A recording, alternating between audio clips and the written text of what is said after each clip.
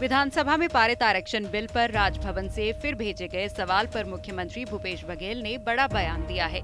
CM Bhupesh Baghel ने media से बात करते हुए कहा है कि संविधान की व्यवस्था है जिसके माध्यम से राजभवन से सवाल पूछे जा रहे हैं। 166 के ख में उल्लेख है कि राज्यपाल जानकारी दे, वह स्टेज पर अब पूरा हो चुका है। कोई भी बिल विधानसभा में पारित होने के बाद बिल राजभवन में जाता है। इस पूरे प्रोसेस में 3 स्टेज होती है। राज्यपाल या तो वो विधानसभा को लौटा दें या राष्ट्रपति को भेज दें या फिर अपने पास सुरक्षित रख लें। ये प्रॉपर्टी विधानसभा की है और अब बिल भी पारित हो गया है तो इसे डिले करने का कोई औचित्य नहीं है।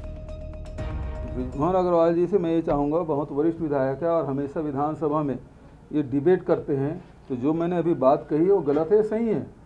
और यदि विधानसभा में उन्होंने सर्वसम्मति से पारित किया है तो एक बार राज्यपाल से अपील की है कि भारतीय जनता पार्टी या बृजमोहन अग्रवाल जी कि राज्यपाल जी किसमें हस्ताक्षर करना चाहिए, क्यों नहीं कर रहे हैं? तो मैं अपील कर रहा हूँ, मैं मांग कर रहा हूँ, सब लोग मांग कर रहे हैं, तो भारतीय जनता पार्टी क्यों नहीं मांग कर रही है कि राज्यपाल को हस्ताक्षर करना चाहिए? जो विधायक के रूप में जो जिस बिल को उन्होंने समर्थन दिया है उसके बारे में मांग क्यों नहीं करना चाहिए? उसको विरोध में क्यों खड़े हो गए हैं भारतीय जनता पार्टी के लोग? मध्य प्रदेश की पूर्व मुख्यमंत्री उमा भारती अपने बयान पर कायम है। गौरतलब है कि भोपाल के मानस भवन में लोधी समाज के एक कार्यक्रम में उन्होंने कहा था कि बीजेपी चुनाव के समय मेरी फोटो दिखाकर लोधी समाज में वोट मांगती है। सभाओं में मैं भाजपा के लिए वोट मांगती हूं क्योंकि मैं पार्टी की निष्ठावान सिपाही हूं। फिर भी आप अपना हित देखकर ही वोट देना, क्योंकि आप भाजपा के निष्ठावान सिपाही नहीं हैं। उमा भारती के इस बयान के तूल पकड़ने के बाद एक बार फिर से उमा भारती अपने दिए गए बयान पर कायम रहने की बात दोहराई। पूर्व सीएम उमा भारती ने ट्वीट करके लिखा है कि मैं लोधी समाज के द्वारा आयोजित एक कार्यक्रम में गई थी। वहां मैंने जो भाषण दिया उसका एक अंश सोशल मीडिया पर आया है और अखबारों में छप रहा है। इसके खंडन की जरूरत नहीं है क्योंकि मैंने ऐसा ही बोला है। आरएसएस प्रमुख मोहन भागवत बुधवार को उज्जैन पहुंचे। यहां पहुंचकर सबसे पहले उन्होंने महाकालेश्वर मंदिर में भगवान महाकाल का आशीर्वाद लिया। इस दौरान उन्होंने भगवान का पंचामृत पूजन भी किया। उसके बाद सुजलाम जल महोत्सव में मोहन भागवत ने महाकाल में 60 किलो चांदी से बनाए गए जल स्तंभ का अनावरण किया। इस अवसर पर संगोष्ठी को संबोधित करते हुए आरएसएस प्रमुख मोहन भागवत ने लोगों से जल संरक्षण की अपील करते हुए कहा कि बूचड़खानों और इससे जुड़े उद्योगों के कारण पानी की खपत बढ़ती है और प्रदूषण भी होता है। शाकाहार वैज्ञानिक दृष्टि से अच्छा है, शाकाहारी होना अच्छा है, मांसाहार से पानी की खपत बढ़ती है। लेकिन अब उसकी इंडस्ट्री हो गई, कत्ल खाने हो गए, उसमें जो प्रोसेस चलती है उसमें तो अनाप शनाप पानी खर्चा होता है और पोल्यूशन बढ़ता है, वो एक अलग बात है। ऐसी कई बातें चलती है, दुनिया के प्रवाह में चलती आई है, इसमें किसी का दोष नहीं है। लेकिन समझ बूझकर ऐसे अपने जीवन से जुड़ी बातों से हमको अपने आप को दूर करना पड़ेगा ना। और अपने आप को दूर करना पड़ेगा यानी जिनकी इंडस्ट्री है वो तो सबसे आखिरी मानेंगे। मेरी अगर मीट प्रोड्यूसिंग इंडस्ट्री है तो मैं तभी मानूंगा जब बनाया हुआ मीट खपेगा ही नहीं, क्योंकि कोई मांसाहार करेगा ही नहीं।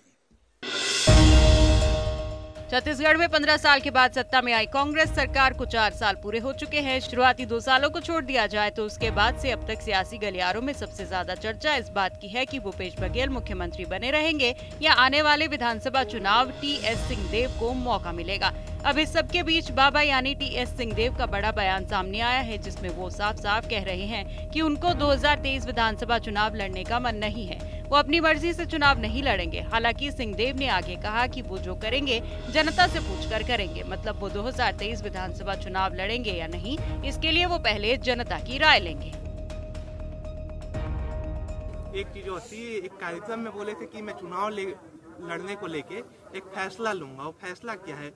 जनता जानना चाहती है कि आप चुनाव फिर से लड़ेंगे या नहीं लड़ेंगे। क्योंकि फैसला नहीं लिया है तो तब तक का इंतजार मेरे लिए भी, सबके लिए भी। जनता कब तक? मैंने इस बार सही में मन नहीं बनाया, वरना अभी तक जितने चुनाव हुए हैं 2008, 2013, 2018, इसके पहले मन में भी था कि मन है लड़ने का, लोगों से पूछ के लड़ूंगा। इस बार वैसा मन नहीं है, लेकिन जो भी करूंगा पूछ के करूंगा। जनता क्या समझे इस बात की?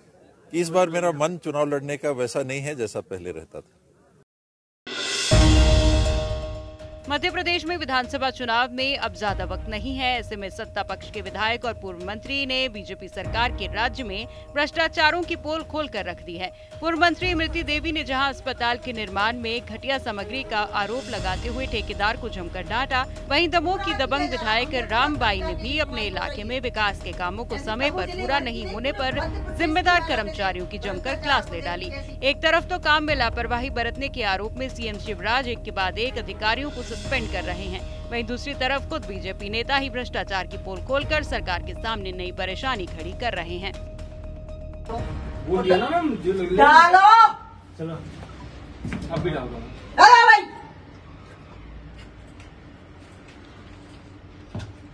आदमी मूर्ख समझे बिल्कुल। सब्र होके डालो चुपचाप। समझ गए थे 10-10 हजार में बिजनेस जोड़ खड़ा कर रहे हो ना, सबरे पार्षद कोई इनकी बात के आप ही बैठे, आप पार्षद हो भैया। जो नाम देखो नहीं तो जो नाम है नहीं तो हम एंट्री तो करा रहे, लेकिन एंट्री नहीं करा है, उन्होंने पूरी चैन है, लेकिन आप पार्षद बना तो कम से कम मानवता इंसानियत भी तो दिखाओ। पूरी आप देखो ना, हम लिस्ट ही बनवा रहे। जम से कह रहे थे लिस्ट हमें कौन अधिकारी थे जब डाले हम? नहीं लिस्ट नहीं, इनके नाम हमसे बोली कि कोई अधिकारी का नाम लेके हमें वो लिस्ट दे, बोली ना तुमने? अभी इसमें रिकॉर्डिंग भी है हमारे पास। मैंने ये बोला था मैम, मैं लिस्ट आज ही बना रहा हूँ, आज ही लिस्ट में नाम। तो तुमने दूसरे तुम्हें कौन 10,000 रुपया दे तो तुरंत दूसरे बाट की डाल देते। मैम ये देखिए, मैं ये कहाँ लिस्ट, कौन सी लिस्ट है? इनकी बाट की डाले में क्या दिक्कत है तुम्हें? बीच में से डाल नहीं सकता हमको लिस्ट में नाम है तो चलो तुम लिस्ट में नाम डाल, चलो नाम क्लिक करो। इंदौर पहुंचे केंद्रीय मंत्री ज्योतिरादित्य सिंधिया ने एयरपोर्ट पर मीडिया से कोरोना के बढ़ते मामलों को लेकर कहा है कि बाहर से आने वाले यात्रियों की कोरोना टेस्टिंग एयरपोर्ट पर ही की जाएगी और आने वालों में कोरोना की टेस्टिंग को और बढ़ाया जाएगा। एयरपोर्ट को लेकर हम लोगों ने ऑलरेडी नीति क्रियान्वयन कर ली है।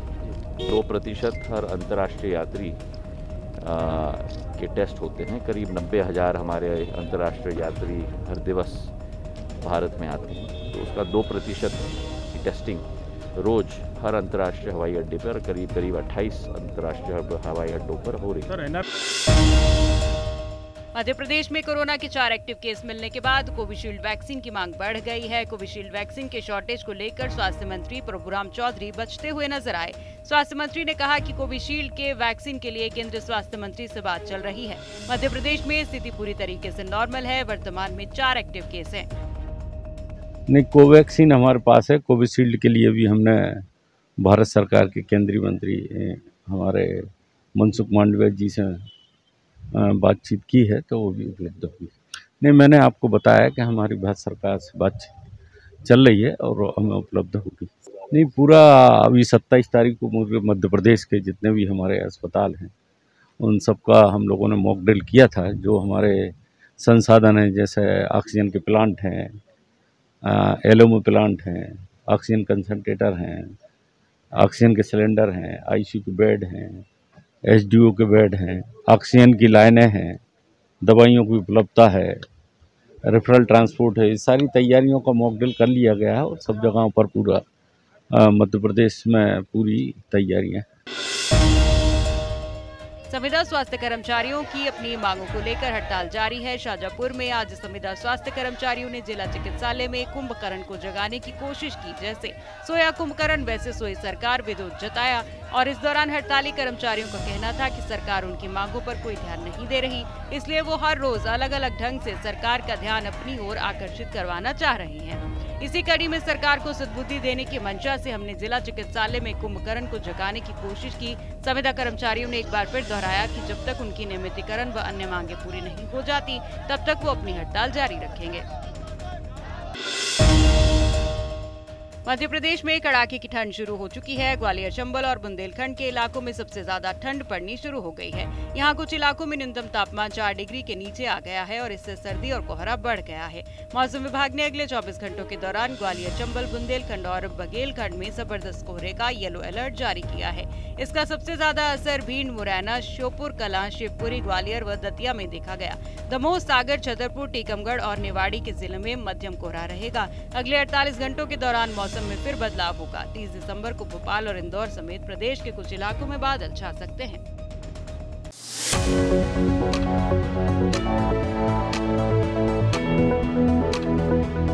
धन्यवाद।